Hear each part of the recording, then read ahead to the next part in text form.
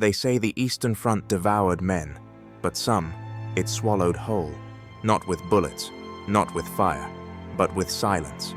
In the winter of 1943, a Soviet rifle regiment marched toward a frozen horizon and simply stopped appearing in the paperwork. One day they existed, mud, blood, rations, ammunition, and the next day, nothing. No casualty lists, no transfer orders, no survivors telling stories in old uniforms decades later. Just an empty space in the archives, exactly where their names should have been. And when the Red Army leaves a hole that clean, that precise, that deliberate, you learn very quickly not to ask what fell into it. Some whisper that they retreated without permission. Others claim the enemy never killed them.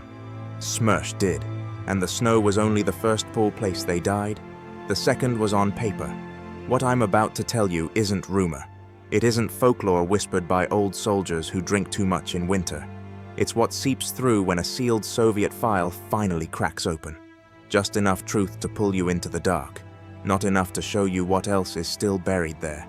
Tonight, we follow the footsteps of a regiment Stalin never admitted losing.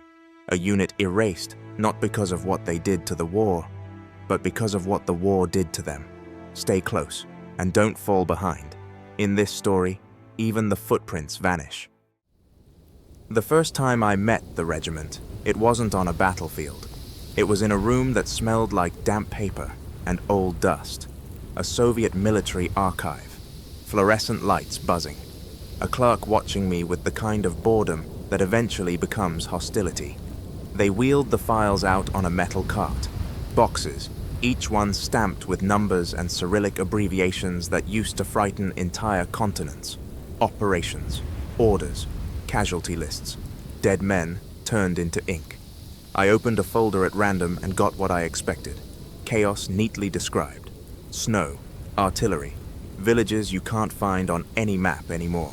Regiments and divisions moving like chess pieces through mud and blood. Then I noticed it. A reference in one report to a rifle regiment. 332nd was the designation written there. Not its real number, but close enough to leave fingerprints. The report mentioned them attacking alongside another unit. Then nothing. No follow-up, no casualty roll, no citations for bravery, no reprimands for failure. Just an entire regiment that, on paper, took part in an offensive, and then never appeared in the records again. Like someone had dragged an eraser across the page. I thought it was a clerical error. Even Soviet bureaucracy, for all its ruthlessness, could be sloppy. But then I found a second mention, a logistics report complaining that supplies allocated to 332nd Rifle Regiment have not been fully accounted for. Refer to attached correspondence. The attachment was gone, torn out, staple marks and an empty space where questions should have been answered. In another box, I came across a handwritten note by some anonymous staff officer, all sharp Cyrillic and irritation. Do not inquire further, re 332nd, refer to SMERSH file. And that was when the temperature in the room seemed to drop a few degrees. SMERSH, death to spies, a name that still makes old men fall silent. I went back to the clerk, asked for the relevant SMERSH file. He checked the catalogue, frowned, checked again. Then he shrugged. Netvnalichi, not present. Misplaced? I asked. He almost smiled. In that building, misplaced could mean anything from misfiled to locked in a vault 3 floors below us where you will never, ever see it. I went back to my desk, to the papers, to the ghosts. The Soviet Union kept very good records, especially when it came to punishing its own. Desertion, cowardice, unauthorized retreat. There were forms for everything. Stamps, signatures, transcripts. But for this regiment, there were only fragments. A mention in a divisional order, a strength report that listed them 1 week and left their line blank the next. Most ominous of all was a penciled note in the margin of one situation map, written in tiny, careful script. Unit removed per directive. See special file. Do not mark on map. Not destroyed. Not wiped out by Germans. Removed. That night, I stared at that map in my hotel room, tracing the faded pencil lines with my finger. The front had been collapsing that winter. Whole sectors chewed up. divisions shredded. It would have been easy to lose a regiment in all that noise, unless, of course, that was exactly what someone wanted. I closed my eyes and tried to imagine them. Officers, conscripts, veterans, all swallowed first by snow, then by silence. If the archives only give you echoes, you follow the echo.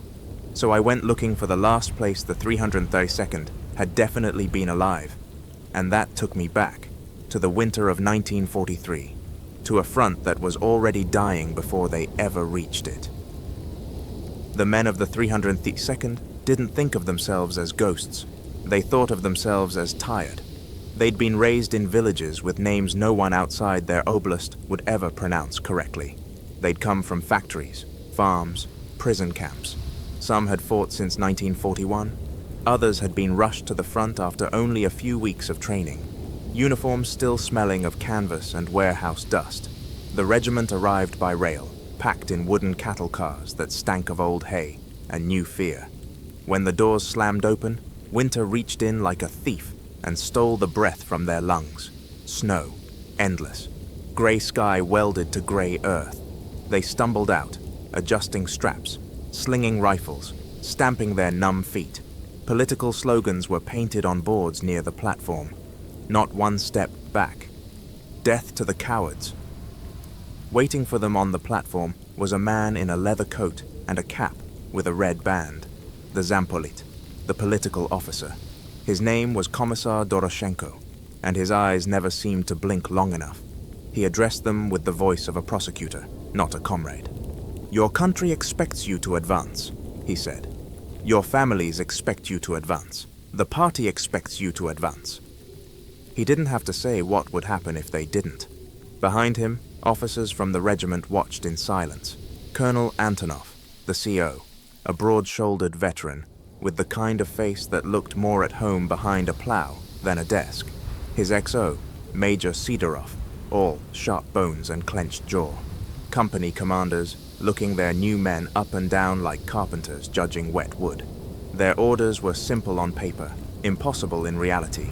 Attack against fortified German positions at dawn, cross open ground under artillery fire, break through, hold. The 332nd spent the night digging in, if you could call it that. Shallow trenches chipped into frozen soil, snow-packed parapets, crude shelters made from tarps and hope. They ate thin soup and black bread that tasted like sawdust. Some wrote letters, most didn't bother. On the horizon, you could see the flashes of artillery. Closer, you could hear the intermittent crack of sniper fire. Every so often, a distant scream cut short. Commissar Doroshenko visited each company line with a notebook, copying names, asking questions that were not really questions. "Where are you from? Do you have relatives in occupied territory? Have you ever been a prisoner of war?" Men who hesitated got a longer look. Those who answered yes to the last question got their names underlined. Behind the commissar, another group moved through the regiment like shadows. Officers and men of the counterintelligence service, already listening, already judging. Not yet SMERSH, not formally, but the same breed. Private Mikhail Kravchenko remembered one of them for the rest of his short life. Thin mustache, calm smile. "Don't worry," the man had said, almost kindly. "We just need to know who will stand and who will run." The offensive was scheduled for the next morning. No one slept well. The officers pored over maps by candlelight, the wax dripping onto arrows and unit symbols. The colonel traced their assigned sector again and again, like repetition could make it less suicidal. "We're exposed on the left," he told Sidorov. "If the neighboring regiment doesn't reach their objective, we'll be flanked." Sidorov shrugged, exhausted. "When has High Command ever cared about that, Comrade Colonel?" Antonov said nothing. He just folded the map and slid it into his tunic. Outside, the temperature dropped even further. Breath turned to frost on mustaches and scarves. A few men whispered prayers they hadn't said since childhood, then pretended it was just the cold making them tremble. Morning came, not with light, but with a slight thinning of the darkness. Artillery roared to life, hundreds of guns pounding the German lines. The earth shook. The sky flickered. The 332nd was lined up in assault waves, bayonets fixed. Behind them, blocking detachments and security troops quietly took positions where the infantry could not see them, but where their rifles could reach them, if needed. Colonel Antonov walked the front one last time, a dark shape moving through the ranks. He looked less like a commander giving a rousing speech, and more like a man memorizing faces he knew he would never see again. "Stay together," he told one platoon. "Watch the man to your left, to your right, and remember, the snow takes the careless first." The whistle would blow. They would climb out of their trenches. They would walk into the kind of storm you don't see in nature, only in history. On some level, some part of them already knew. The front wasn't the only thing that could swallow a regiment. Moscow could do it too, with ink, with silence, with a single phone call from someone whose name they would never hear.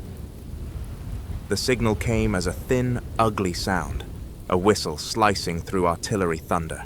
Men hauled themselves up over frozen parapets, boots slipping on ice, rifles clutched in gloved hands. The first few steps felt like an act of will.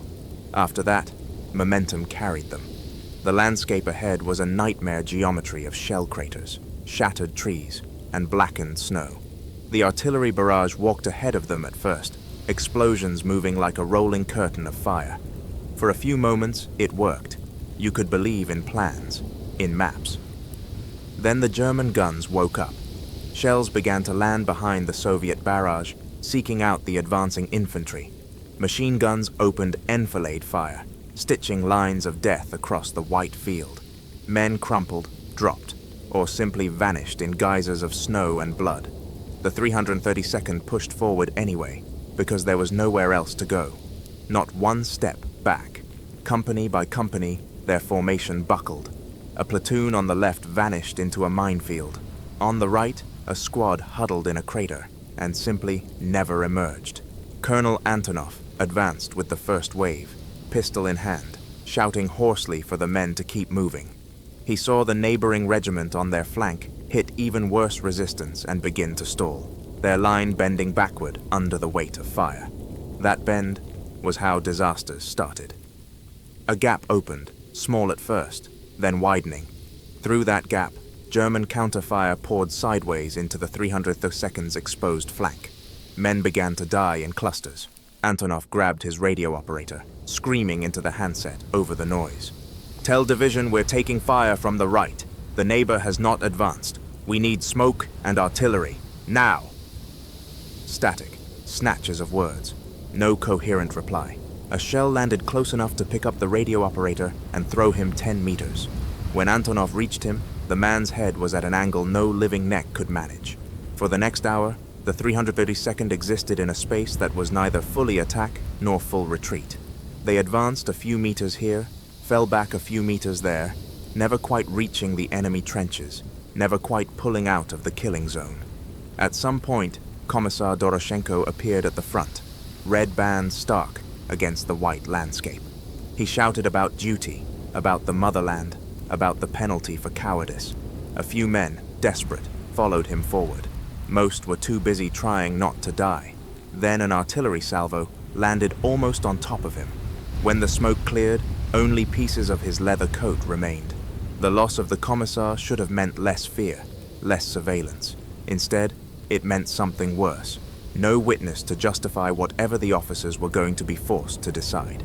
When the German fire intensified even more, when ammunition began to run low, when stretcher bearers started laying the wounded in rows behind shattered trees because there was nowhere to take them, Antonov realized the truth. If they stayed, the regiment would be annihilated in place, every man frozen, shredded, or buried where he lay. If they tried to pull back without orders, they would survive the Germans only to face someone else. He gathered his company commanders behind the partial cover of a burned-out farmhouse. Shells popped overhead. Plaster rained down from what was left of the ceiling. "We can't hold this," one captain said bluntly, blood on his face that wasn't his. "If we withdraw, division will call it cowardice," another said. "You know what will happen." Antonov looked at them, each in turn. "What will happen?" he replied quietly. "If we don't withdraw, is that in 30 minutes, there will be nothing left to command, and the Germans will walk over our bodies like stepping stones." He said the words he knew might kill him later. "We fall back, orderly. We take the wounded we can.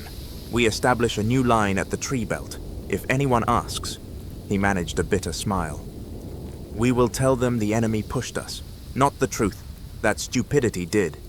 The captains hesitated only a heartbeat. Then they nodded, because out here, survival was a more honest god than any portrait in a party office. The withdrawal was ragged, improvised under fire. Officers ran through the snow, shouting, waving, dragging men to their feet. Some soldiers refused to move, too shocked or wounded or stubborn to respond. Others ran too fast, turning an organized fallback into something that looked, from a distance, very much like a rout. German fire followed them all the way back. By the time the remnants of the 302nd reached the tree line, they had left hundreds of bodies on the field behind them. The new line they carved into the snow was shallow, hasty, barely more than a gesture, but it was behind cover.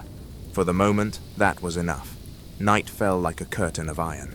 The surviving officers walked the new positions in the dark, counting heads, making notes they did not want to put on paper. The numbers were bad. Whole platoons reduced to a handful of men. Companies that had started the morning with 120, now barely scraping 40. When the telephone finally rang in the makeshift command dugout, no one wanted to answer it. They all knew who it would be: division, and behind division, something else. Antonov lifted the receiver. He listened to a voice that was cold and controlled, asking questions that were less about facts and more about guilt.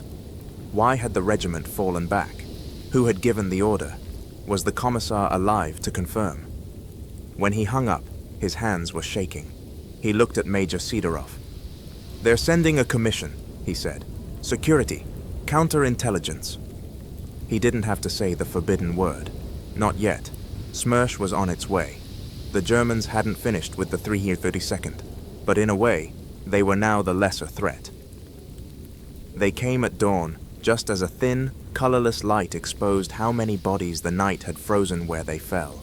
4 black cars, absurdly clean compared to everything else at the front, bumped slowly up the rutted road and stopped near the regimental command post.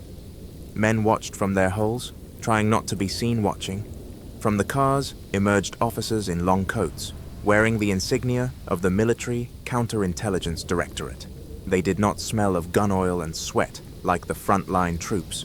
They smelled of tobacco, paper, and power. One of them, a major with smooth hair and eyes like polished stone, introduced himself as Major Kolyadin. He did not offer his hand. "By directive of the People's Commissariat of Defense," he announced, "this regiment is to be examined for reliability, discipline, and adherence to operational orders." Everyone in hearing range knew what that meant. SMERSH in all but name. The sword hanging over every Soviet unit that even thought about stepping backward. The hearings began immediately. Officers were called into the dugout one by one. They emerged pale, sweating, suddenly older. Some went back to their units. Some were quietly taken aside and did not return. When it was Colonel Antonov's turn, the air in the dugout felt even colder than outside. Major Kolyadin sat behind a small field desk, papers already arranged in neat stacks. Another officer stood to one side, taking notes. A soldier with a pistol on his belt stood by the entrance, pretending to be a clerk and failing. "Colonel," Kolyadin began, "you ordered an unauthorized retreat in the face of the enemy." "I ordered a tactical withdrawal to a defensible position," Antonov said evenly, "to preserve the regiment as a combat unit. Remaining in the open would have..." Kolyadin cut him off with a raised hand. "The commissar is dead. There is no political confirmation of your version. The neighboring regiment remained in their positions." "That position was a slaughterhouse," Antonov snapped before he caught himself. He forced his voice back down. "With respect, Comrade Major, had we not moved, there would be no regiment left to investigate." Kolyadin's eyes sharpened at the word respect. It sounded like a formality, not a belief. "Perhaps," he said softly, "that is for the party to decide. Not you." He leaned back. In any case, something must be done. Disorder cannot be tolerated. The front needs examples of discipline. The word examples hung in the air like a noose. For the next 2 days, the regiment was subjected to a process that was part interrogation, part surgery. Soldiers were lined up and questioned about who ran first, who shouted what, who turned back, who hesitated. Men denounced each other, some out of fear, some out of genuine anger, some just to get the hot needle of attention away from their own hearts. Anyone who had a German bullet scar on their back, real or imagined, was pulled from the line. The preliminary verdict came in the form of a list. Kolyadin read it aloud to the remaining officers. "These men," he said, indicating the names, "are to be arrested for cowardice, defeatism, or failure to carry out orders. They will be transferred to higher authority." Everyone understood that higher authority was a courtroom where the verdict was already written. "These others," he continued, sliding a second list across the table, "will be reassigned to a Strafnoi battalion, a penal battalion. They will have the opportunity to redeem their guilt with blood." Antonov scanned the second list. It was long, too long. "These are my best fighters," he protested. "If you take this many, there won't be enough left to hold even this line." Kolyadin regarded him with mild curiosity, as if he were examining an insect. "Colonel, you should be grateful. The regiment will not be formally disbanded. It will continue to exist on paper. That is more than some receive." He stood. "Prepare the men designated for transfer. They move at dusk." There was one more thing he did not say out loud, but that everyone sensed. When a unit has been touched by suspicion, it never fully washes clean. From that day on, the 332nd would be marked.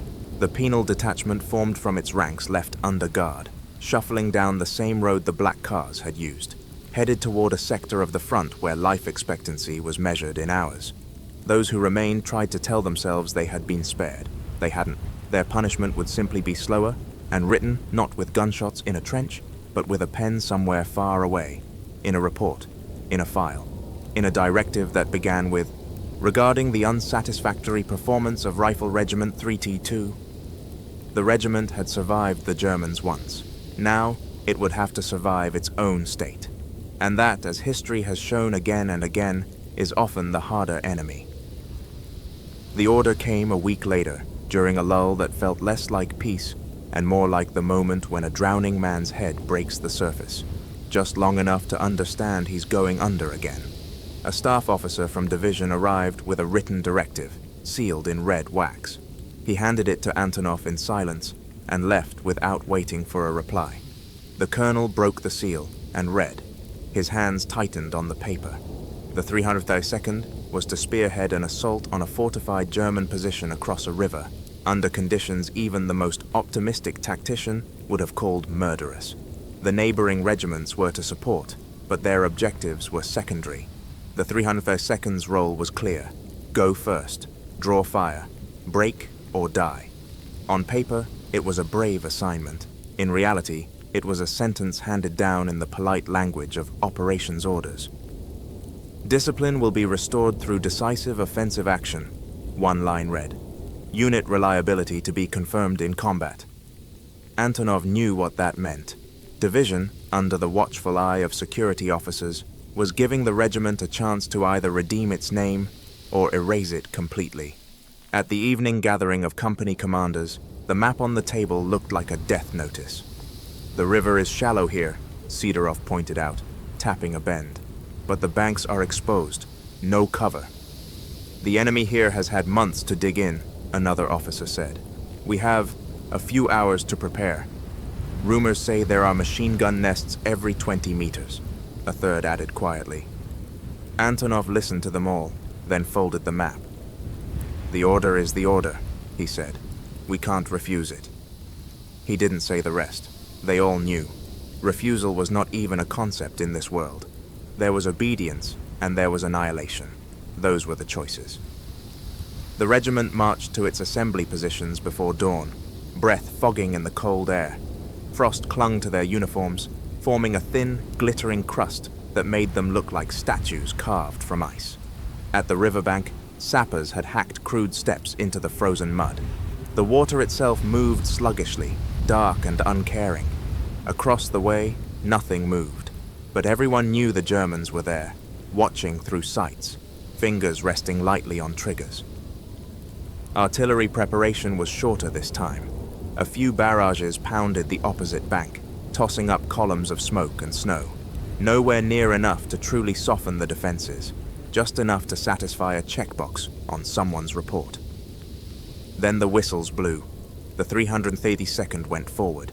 They sloshed into the river, icy water biting through worn boots, numbing ankles and calves. Rifles were held high. Some men prayed their frozen fingers wouldn't slip. Halfway across, the first German salvo hit. Mortar rounds dropped into the water with heavy, obscene splashes. Machine guns opened up in overlapping fields of fire, churning the surface into froth. Men fell, dropped, were torn apart. Some disappeared beneath the water, weighted by sodden greatcoats and gear, never to surface. Still, the survivors stumbled on, driven by something beyond courage. A mixture of fear, rage, and the bone-deep understanding that there was no safe direction to run. They reached the far bank in shattered clusters and clawed their way up, fingers ripping nails on roots and ice. Many died right there, blasted backward into the water. A few, always a few, made it to the lip of the enemy trench. Kravchenko, the young private who had once been questioned by the kind counterintelligence man, was among them. He threw himself into a German position almost by accident, tripping and falling onto the men inside. There was a blur of shouts, muzzle flashes, steel, blood. He emerged seconds later, gasping, uniform slick with someone else's life. He barely registered that he had just taken a trench. There was no time to see it as a victory. More Germans were already adjusting, shifting their fire, feeding machine guns with fresh belts. The Soviet artillery was slow to respond, its shells falling behind the line, killing as many attackers as defenders. What happened next wasn't really an assault. It was a grinding, close-range slaughter, fought trench by trench, embankment by embankment. Company command posts ceased to exist. Platoon leaders died without anyone realizing they were gone. The 332nd's identity dissolved into scattered pockets of men fighting for the next 10 meters of ground. Hours passed like years. By midday, the German line had bent, but not broken. The 332nd had broken, but was still being pushed forward by the weight of the order behind it. Finally, as ammunition ran out and the river behind them filled with the dead and the dying, division relented. A new order came down, sanitized, euphemistic. Regiment may consolidate positions on near bank. Further offensive actions postponed pending clarification of enemy strength. Clarification. The word tasted like ash. The remnants of the regiment crossed back. Those who could still walk, those who could still swim, those who hadn't already given everything they had to give. On the Soviet side of the river, a security officer counted them with a clipboard and an unreadable expression. Not enough, far from enough. To him, they were numbers. To the German defenders, they had been enemies. To history, they were nothing yet. They would need one final adjustment, not on the battlefield, in the archive. The last operational report that mentions the 332nd Rifle Regiment is a dry, bureaucratic summary of that river assault. It notes significant casualties.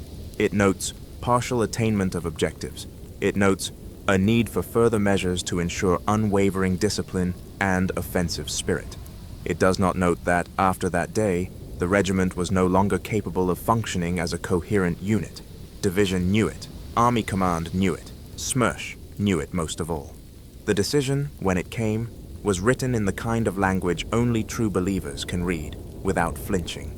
It spoke of reorganization, of redistribution of remaining personnel to reinforce other formations, of the disbandment of certain units whose continued existence under current designations may not be politically or operationally expedient. On a practical level, it worked like this. Some survivors of the 332nd were quietly merged into neighboring regiments, their old unit number removed from their records. They were, on paper, always part of their new formations. Others were funneled into labor battalions or rear area details, their combat history pared down to a line or two.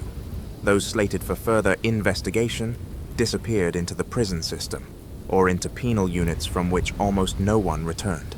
Within a month, there was no longer any need to write 332nd Rifle Regiment on orders. There was nothing left to order. In the archives, someone drew a line through the unit's designation on the organizational charts and added a note in the margin, disbanded per directive. The directive itself, if you look for it, is missing, misfiled, or so heavily classified it might as well not exist.